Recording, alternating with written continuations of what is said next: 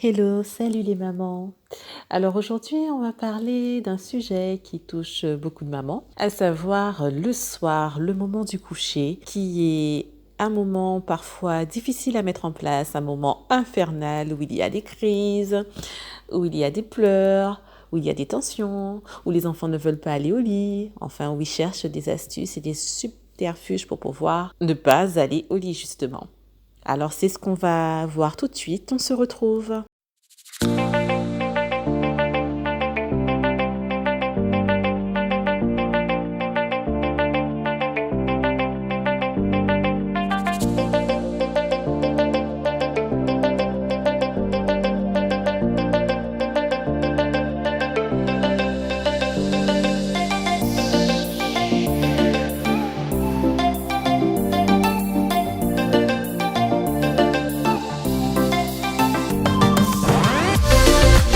D'énervement le soir et qui font que c'est difficile et surtout quand ça se répète à chaque fois. Donc ce sont des conseils et des pistes afin que cela devienne de plus en plus paisible, de plus en plus facile avec les enfants.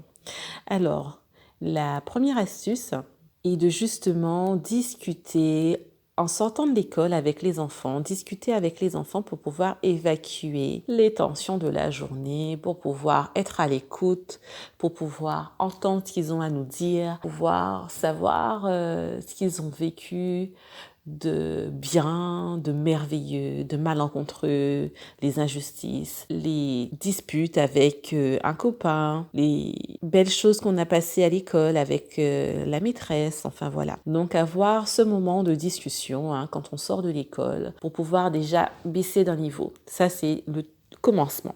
Ensuite, en deuxième lieu, ça sera de prendre l'habitude justement de toujours faire les choses à heure fixe et du coup de mettre une heure par rapport à l'heure du coucher, donc chez soi, au sein de son foyer, déterminer un horaire qui correspond à la fois aux enfants pour qu'ils puissent avoir une bonne nuit de sommeil, à la fois à nous pour qu'on puisse dans notre organisation, pouvoir vaquer à nos occupations, pouvoir s'occuper d'eux, pouvoir leur octroyer un temps, en tout cas, fixer cette heure, qu'elle soit régulière et qu'elle soit toujours la même, en tout cas les temps où il y a école, pour que l'enfant puisse se repérer et pour qu'il puisse s'y retrouver. Justement, de cela découle l'autre astuce est de créer des routines. Alors, mettre en place la routine du soir, la routine le soir, à savoir quand on sort de l'école, quand on arrive à la maison, qu'est-ce qu'on fait. Alors, pour ce faire, on peut mettre en place, comme je l'ai déjà dit dans certains contenus, se faire des affiches en fait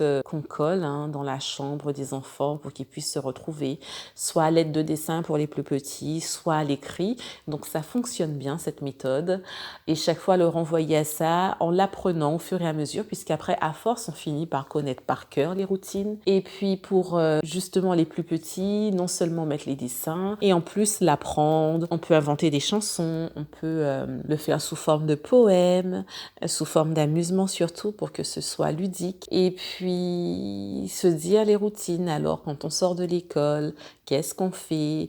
Donc tout de suite on se lave les mains, si on prend le goûter, allez on y va, on prend le goûter, on peut se distraire un petit peu, jouer, passer un temps avec ses frères et sœurs, mais ensuite pendant que maman prépare ce qu'il faut, toi tu fais ci, enfin bon, voilà, mettre en place les routines et puis la routine au moment du coucher. Après le repas, on se brosse les dents, on lit une histoire, on fait des câlins pour pouvoir justement toujours s'y retrouver. Les routines, non seulement ça rassure, ça permet de se repérer et puis ça baisse les tensions. Quand on sait ce qu'il y a à faire après, en se repérant justement à ce schéma, à ce poème, à cette chanson, l'enfant il s'y retrouve et puis du coup, il sait ce qui vient après.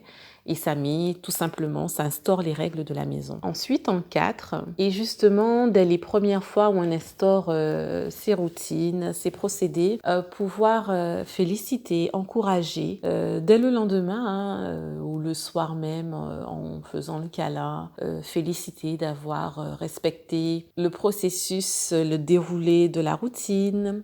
Donc, en fait, pour les premières fois, et féliciter des efforts, en fait, de dire « Ah, bon, ben, c'est pas encore ça, mais je remarque que sans te l'avoir dit, quand tu avais fini de manger, tu as retiré ton plateau et tout, sans que je n'ai à te le dire. Ah ben, je suis fière de toi, je suis contente, je vois que tu as fait des efforts. En tout cas, remarquer les efforts, même si tout n'est pas parfait, et dire à son enfant qu'on a remarqué qu'il l'a fait pour lui donner encore plus l'envie de le faire et que ça devienne une habitude. Voilà, selon nos routines. Alors comme je le dis souvent, on a chacun nos routines, chacun nos habitudes, chacun notre organisation. Donc là, ce sont des exemples bien sûr que je donne. La 5e piste est d'arrêter en fait les écrans et les tablettes bien avant le coucher, le moment du coucher. C'est comme on anticipe pour pouvoir passer un moment à être à l'écoute. Ça peut être pendant qu'on conduit dans la voiture, puisqu'il faut optimiser le temps, mais ça peut être aussi un moment au calme pendant qu'on prend le goûter avec notre enfant. Donc comme cela aussi, cette 5e piste, c'est d'arrêter les écrans suffisamment tôt. Pas tout de suite avant le coucher, puisqu'on sait très bien que les écrans, ça active, ça rend beaucoup plus actif, ça énerve certains enfants, etc. Donc pour être au calme, on met tout ça de côté et puis bien sûr, on favorise les jeux calmes. Et puis au moment du coucher, la lecture qui n'a que des bienfaits. D'ailleurs, je vous un contenu que j'ai fait sur ce sujet de la lecture que je vous mets juste ici en haut de l'écran. En 6, une autre astuce, c'est de ne pas trop traîner après le repas en fonction de son organisation. C'est-à-dire que lorsque l'on a servi les enfants, on s'est servi, on a dîné, de ne pas laisser 2 heures, 3 heures passées avant de les mettre au lit. De créer cette routine justement tout de suite après le repas, en fait que la routine elle débute déjà après le repas pour pouvoir effectivement être dans un mode actif et puis tout de suite après enchaîner les routines, le brossage des dents, après le repas débarrasser la table, ensuite brossage des dents, mettre le pyjama, etc. Pour ne pas que ça s'éternise justement et que de là naissent les idées, les énervements, les tensions et puis surtout l'envie de ne pas aller au lit. En 7, justement, c'est de pouvoir leur accorder une activité, un moment, pour qu'ils puissent avoir un moment favorisé avec nous. Pourquoi? Parce qu'en fait, lorsque l'on sort du travail et que les enfants sortent de l'école et que l'on a tout plein de choses à faire au niveau de notre organisation, les enfants ont le sentiment souvent de ne pas passer suffisamment de temps de qualité avec nous. Donc en fait, s'octroyer un moment avec eux, à prendre le goûter ou à faire une petite activité. Ça peut être jouer au ballon, ça peut être allez, on fait un encastrement ensemble. Ça peut être, on regarde un petit peu d'un dessin animé ensemble. En tout cas, ensemble, passer un moment, une activité ensemble. Et encore mieux, lorsque l'on peut faire une activité où l'enfant se dépense. Par exemple, si on a un jardin, dans le jardin ou alors au parc, que l'enfant puisse courir et puis se dépenser et qu'on fait un échange avec lui, qu'on joue au ballon. Alors, ça permet non seulement d'évacuer les tensions et puis qu'il se fatigue un petit peu, bien sûr, et aussi d'avoir un moment privilégié avec son ou ses enfants. En 8, ça va être de responsabiliser justement les plus grands par rapport aux plus petits, à partir, on va dire, de 5, 6, 7 ans, en fonction de la maturité de l'enfant, mais le responsabiliser par rapport aux plus petits, si on a des plus petits. Tiens, tu m'aides pour ci, ou tu installes déjà ce qu'il faut pour ton frère, on va faire le bain, etc., pour qu'il puisse se sentir aussi valorisé par rapport à son rôle de grand frère ou de grande sœur. Et on inclut cela dans la route. En 9, ça va être justement le soir, quand on inculque nos règles, nos valeurs à travers justement ces moments du coucher où on raconte des histoires, etc. Et si l'enfant le désire, en fonction de l'âge, etc., de lui laisser la lumière, une petite veilleuse allumée pour pouvoir le rassurer. Donc ce moment paisible où on va soit lire une histoire, soit faire les câlins, le moment du coucher en tout cas, ce moment précis où on va prendre l'habitude de lui laisser une veilleuse. Chez les tout petits, souvent, il y a les terreurs nocturnes, les cauchemars, la peur du noir, etc. Donc il faut prendre tout ça en compte. Ils sont en pleine construction, en pleine évolution, ils grandissent, etc. Mais il faut les rassurer, les accompagner avec des petits processus comme ça pour pouvoir les mettre de plus en plus en confiance et qu'ils puissent savoir qu'ils peuvent s'endormir sereinement. Donc les rassurer sur ce moment du coucher.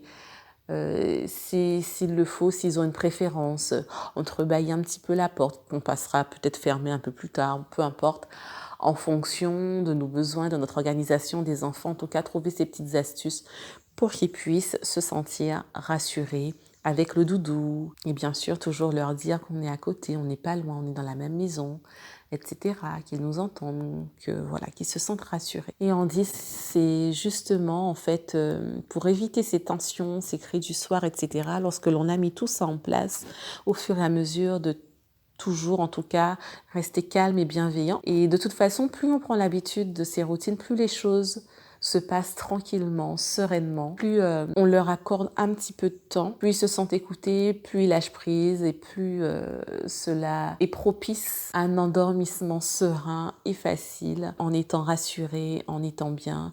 Donc on dit justement, je disais, rester calme, bienveillant, et montrer qu'on est là, qu'on rassure et qu'on est à l'écoute en tout cas. Voilà pour ces astuces pour le moment du coucher, le coucher du soir avec notre ou nos enfants. Alors si tu es nouvelle ou nouveau sur la chaîne, je t'invite à t'abonner et à activer la cloche pour être au courant des prochains contenus et à mettre un petit pouce si cela t'a plu, t'a aidé. Ça fait plaisir d'une part et en plus ça aide à ce que beaucoup plus de mamans solo et de papas solo, puisque nous avons aussi des papas qui nous écoutent, à repérer la chaîne et cela pourra bien sûr, puisque c'est le but, aider, soutenir, motiver, puisqu'on est là pour tout ça, d'autres parents solo tout comme nous. Alors je te dis à bientôt pour un prochain contenu.